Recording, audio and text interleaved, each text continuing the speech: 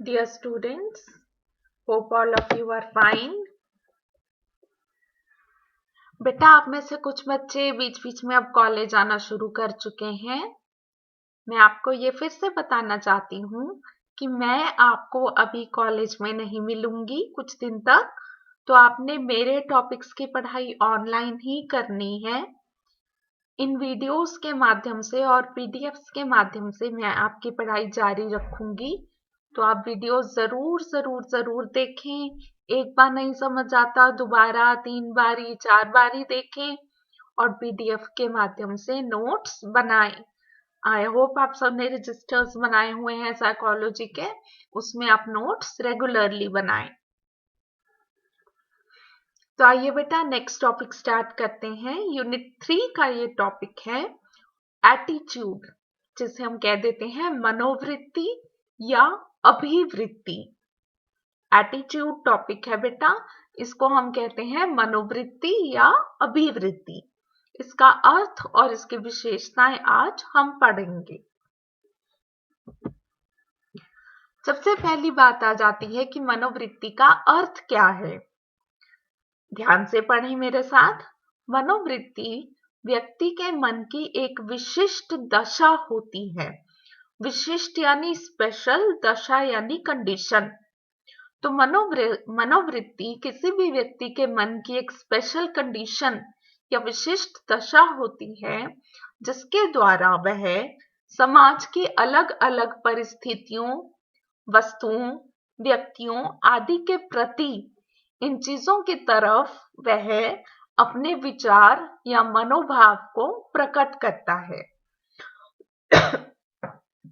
इसका मीनिंग है कि किसी भी चीज की तरफ, जैसे समाज की अलग अलग परिस्थितियां हैं या चीजें हैं या लोग हैं, इनके प्रति हम क्या विचार रखते हैं, इनके प्रति हमारा एटीट्यूड क्या है, नजरिया क्या है, जिसे मनोभाव भी कह देते हैं कि इन चीजों के प्रति हमारे मन की भावना क्या है, उसी को मनोवृत्ति या अभिवृत्ति बोल देते हैं। उदाहरण के तौर पे ऊंची जाति के लोग दलितों के प्रति एक विशिष्ट विचार रखते हैं। उसी तरह से विधवा विवाह या बाल विवाह की तरफ भी लोग एक खास तरह का मनोभाव रखते हैं। आइए इसकी विशेषताएं देखते हैं। पहली, मनोवृत्ति का संबंध हमेशा किसी विषय, घटना या विचार आदि से होता है। बेटा मनोवृत्ति वैक्यूम में, खाली में तो पैदा होगी नहीं।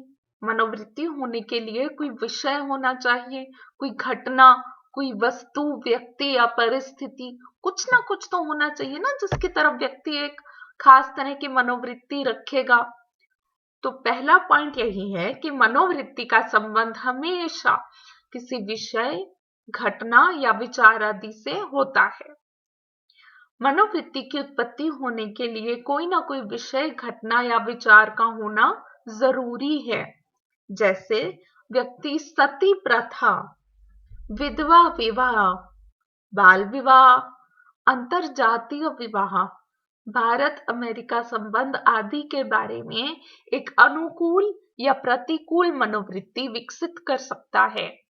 अनुकूल मनोवृत्ति होती है पॉजिटिव या किसी की फेवर में, किसी की तरफ झुकाव रखने वाली मनोवृत्ति, और प्रतिकूल मनोवृत्ति होती है नेगेटिव एटीट्यूड, यानी किसी की तरफ, किसी के विरोध में रखने वाला एटीट्यूड। अनुकूल यानी फेवर में, किसी की तरफ झुकाव रखने वाली मनोवृत्ति, और प्रतिकूल यानी किसी चीज की तरफ नेगेटिव नजरिया या किसी चीज के विरोध में मनोभाव रखना। तो व्यक्ति इन चीज, ये जो अलग अलग मुद्दे मैंने बताए, जैसे सती प्रथा हो गया, बाल विवाह या भारत और अमेरिका के कैसे संबंध हैं, ये अलग अलग मुद्दे हैं, जरूरी मुद्दे हैं। इनके प्रति व्यक्ति या तो अनुकूल मनोवृत्ति रखेगा या प्रतिकूल मनोवृत्ति रखेगा। ये सारी चीजें महत्वपूर्ण हैं। सेकंड पॉइंट देखते हैं। मनोवृत्ति सीखी जाती है, जन्म से मौजूद नहीं होती, बल्कि व्यक्ति उसे अपने जीवन काल में सीखता है। अलग अलग एक्सपीरियंसेस होते हैं, हर व्यक्ति के अलग अलग अनुभव, अलग अलग अनुभूतियां। तो प्रत्येक व्यक्ति अपने जीवन काल में तरह तरह की अनुभूतियां प्राप्त करता है और इन्हीं अनुभूतियों के आधार पर वह चीजों के प्रति या घटनाओं या लोगों के प्रति अनुकूल या प्रतिकूल मनोवृत्ति विकसित करता है। इसका उदाहरण मैं आपको देने लगी हूँ। मान लो कोई शख्स है जिसे डॉग्स बहुत पसंद है, वो डॉग्स को पालना, उनको खाना देना, उनकी केयर करना पसंद करता है, पर उसे बीच में किसी डॉग ने बाइट कर लिया तो उसकी मनोवृत्ति अनुकूल से प्रतिकूल में बदल जाएगी। ये क्यों हुआ? क्योंकि उसको अनुभव अलग तरह का हुआ, उसको डॉग ने बाइट कर लिया। तो ये जो अनुभूति है, इसके दम पे उसने डॉग्स के प्रति प्रतिकूल मनोवृत्ति विकसित कर ली। थर्ड पॉइंट, मनोवृत्ति विशिष्ट दिशा में निर्देशन करती है। ये खास तरह का डायरेक्शन देती है, दिशा प्रदान करती है। मनोवृत्ति व्यक्ति के व्यवहारों को एक निश्चित दिशा में निर्देश करती है।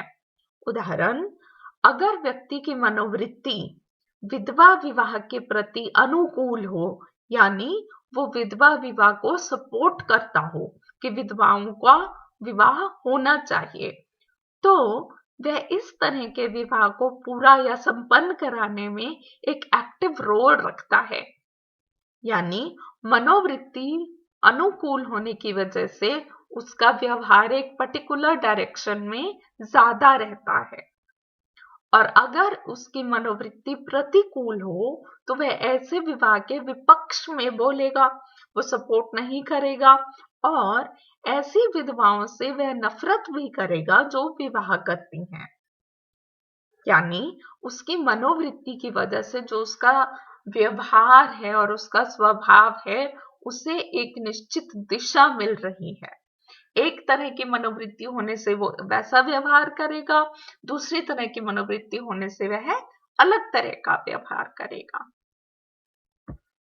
आइए फोर्थ पॉइंट पढ़ते हैं। मनोवृत्ति अपेक्षाकृत स्थायी होती है। अपेक्षाकृत यानी तुलना में, बाकी चीजों की तुलना में जो मनोवृत्ति है वो स्थायी होती है। स्थायी यानी टिकाऊ, जल्दी जल्दी बदलती नहीं है।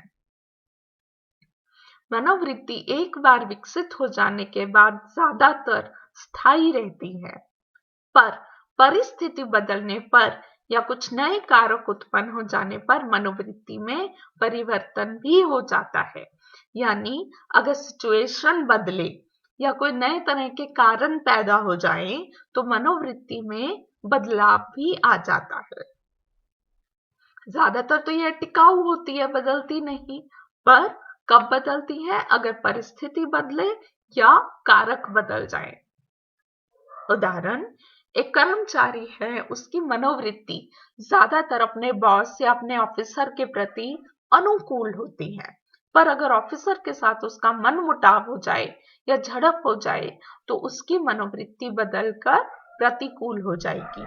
पहली कंडीशन में वो अपने बॉस को या ऑफिसर को पसंद करता था, उसके प्रति उसका नजरिया अच्छा था, पॉजिटिव था, पर झड़प या मनमुटाव हो जाने पर वही नजरिया बदलकर नेगेटिव हो गया।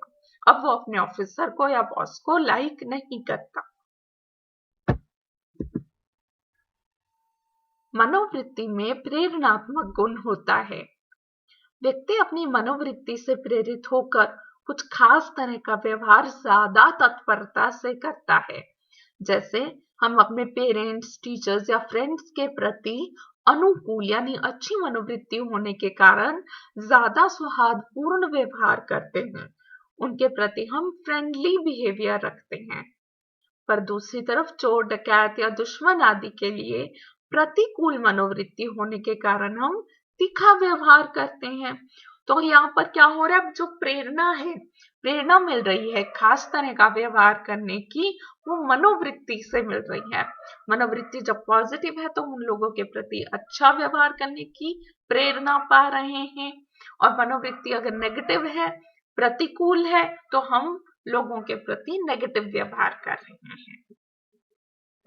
आइए छठा पॉइंट देखें। मनोवृत्ति में तीव्रता का गुण होता है।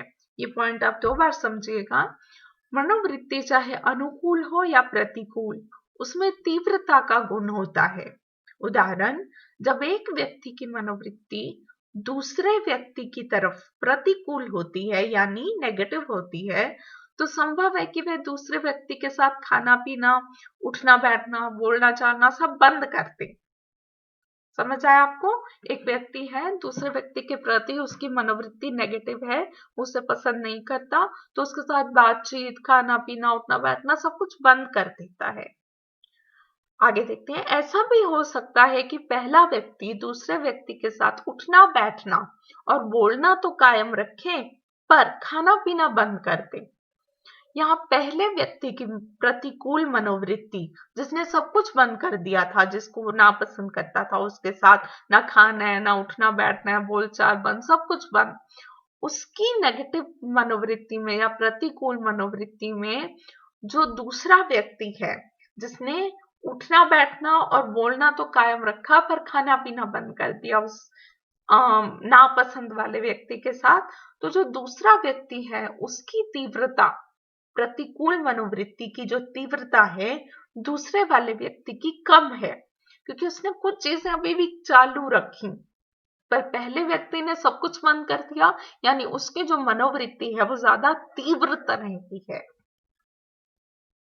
निष्कर्ष, मनोवृत्ति की कुछ खास विशेषताएं होती हैं, जिनके आधार पर उसके बारे में हम सही ज्ञान प्राप्त कर सकते हैं। इसी के साथ बेटा आपका ये टॉपिक फिनिश हो जाता है। मैं आपको बार बार बोल रही हूँ, रिपीट कर रही हूँ, बेटा नोट्स बनाओ, पढ़ाई करो। ये आपके बहुत इंपॉर्टेंट ईयर्स हैं लाइफ के। मेहनत कर लोगे तो आप कुछ पा जाओगे। ओके बेटा, all the best and take care.